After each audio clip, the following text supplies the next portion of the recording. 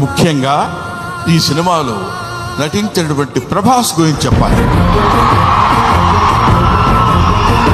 ఆయన ఒక ప్రపంచం గర్వించదగినటువంటి నటుల్లో ఇప్పుడు ఒకడు ప్రభాస్.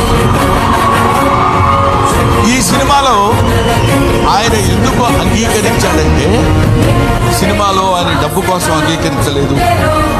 ఏదో ఈ సినిమాలో ఒక అద్భుతమైన క్యారెక్టర్ చేయాలని ఆయన అంగీకరించలేదు.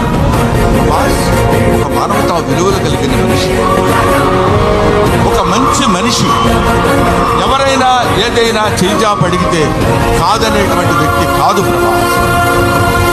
ఎవరైనా అద్భుతమైనటువంటి స్థితిలో ఉండి ఇది నాకు కావాలి అని అడిగినప్పుడు, ముఖ్యంగా ఆ విషయంలో చెప్పాలంటే మోహన్ బాబు గారికి అత్యంత సన్నిహితుడు.